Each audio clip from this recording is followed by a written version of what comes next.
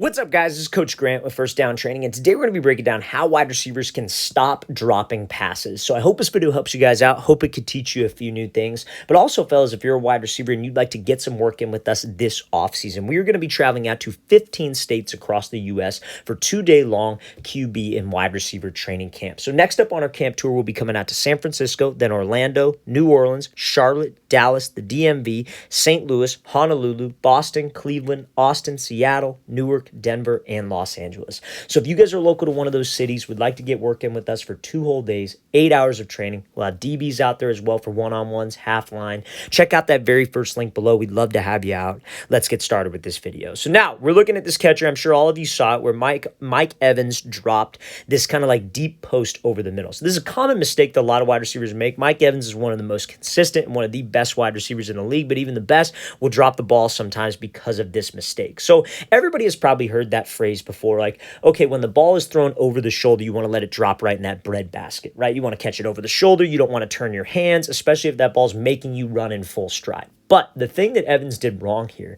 is that he had too big of a gap between his hands, and that is what caused him to drop this ball. This is one of the many reasons that wide receivers will drop those deep passes. And I'm going to show an example of myself running a deep pass, dropping a ball here in a second, and the second reason wide receivers will drop deep passes. But first, they have a gap between their hands. They have too big of a gap. Now, we've been getting a lot of questions like, hey, coach, do I always need to keep my hands in a diamond? Do I need to keep my thumbs connected? When I flip, do I need to keep my pinkies connected? No, you don't have to keep it perfectly connected, perfect in a diamond shape, but it should be fairly close. It's a good guideline so something like this does not happen because Evans did everything right.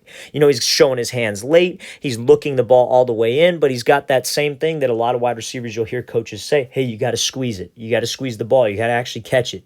But it comes down to where his hand placement was. If you have too big of a gap between your hands, that is what's going to cause you to drop the ball or maybe cause the ball to slip, which can lead to a drop. So just make sure, fellas, you don't have to have your pinkies connected and touching, but have them somewhat close together. So if we look the ball in, we see that ball hit my hands, we can be consistent with that catch. Let's play this thing again, full speed one more time. Again, one of the most consistent receivers in the game. Even they will drop the ball based on those little minor details that some people don't even think matter. Just make sure we keep those pinkies somewhat close together when we're catching over-the-shoulder passes. So now, on this next example of myself here running this deep pass, I end up dropping this thing. This comes from me not so much like letting the ball cross my face. That's more of something like over the middle, but not watching this thing all the way in and not fading with my body to the catch. So when this ball is thrown over the shoulder, what so many wide receivers do, like especially if it's like one of those passes where it's thrown like over here. I'm sure all of you have seen that before where you like almost catch it like behind yourself, not a back shoulder throw,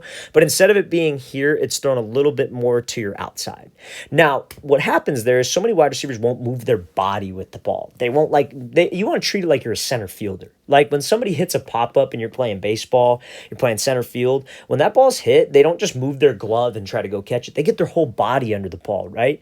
That's how you want to think of a deep pass. You want to make sure that your whole body is moving with the ball so you're not letting that football cross your face, essentially. Now, one of the reasons that I drop this thing is I'm not looking this ball all the way in. You see how this ball is making contact with my hands, but my eyes are here. That's another reason guys will drop this thing because they don't actually see it in. They track the ball. They can see the ball, but as soon as that thing hits their hands, they don't watch it hit their hands. You have to see that football hit your hands. You have to almost take a picture of the ball with your eyes. Now, what does that exactly mean? Somebody asked me that the other day. They don't understand what that means when I say take a picture of the ball. That means you literally want to pretend your eyes are a camera and you're trying to take a split-second freeze frame photo of that football when it makes contact with your hands. And it helps me to think about it like the only thing in your line of vision should be the football. But I don't do that on this one. That ball's thrown over the shoulder. I let it cross my face. My eyes are forward, and that's where those drops can happen. So, fellas, make sure that we are not doing that. See the ball all the way in, and don't be afraid to fade with your body like a center fielder to catch that pass. Now we're going to be showing an example of why wide receiver drop the ball when it's coming over the middle, and that quarterback puts a little bit of heat on this thing, like a bullet pass, as some of you might call it. So now, this is a clipper from Deontay Johnson. Now, A lot of people have said that, he struggled with his hands. I think he's improved a ton. This clip is obviously from last year because it's Big Ben throwing it to him, or maybe even a few years ago. But when this ball is thrown over the middle with velocity, you're running a slant, you're running a dig, you cannot let that football cross your face. So obviously the first example, like the day one, receiver coaches who will say, oh, he dropped this because his hands were flipped like this. He should have had his left hand over the top. And that's probably a fair criticism. That's probably correct. But, those are the same guys who say that wide receivers shouldn't catch with their body. And you see wide receivers all the dang time catching with their body over the middle. At the end of the day, when you're at this level and you're in the NFL, college ball, like they just want you to catch the ball. They tell you that stuff because they want you to have good habits. And you do want to have good habits. You never want to let the ball bounce off your chest or have your hands up like this, because that, I feel, can limit range of motion when it's a really high pass. But if he catches this thing, ain't nobody going to say nothing. But he really honestly drops it because he lets it cross his face. When that ball crosses your face and you physically cannot track it with your eyes to the hands, that's where a lot of drops happen. And wide receivers will do this when their front hand is on top, like it should be. They will have that ball cross their face because it has some velocity and it'll go right through their hands, or they will just flat out drop it like so. So fellas, you cannot catch that ball on the right side. Like let's say in this example, on the right side of your face.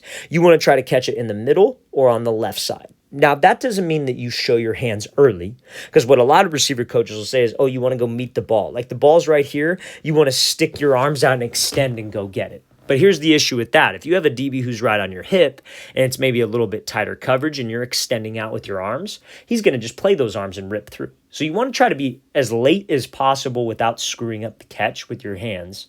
But you cannot let that ball cross your face. So do not let the ball cross your face, fellas. See it make contact with your hands. And honestly, I would probably say too, have your left hand over the top and stay in that like diamond shape, if you will, on this, just because I feel like you could reach out further.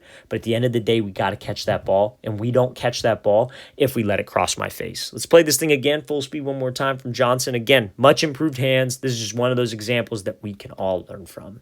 All right, fellas, really want to thank you for watching. I really appreciate it. If you guys have any questions at all or any kind of video feedback content you'd like to see next, don't hesitate to leave that in the comments section below. Always appreciate it. I'll see you guys next time.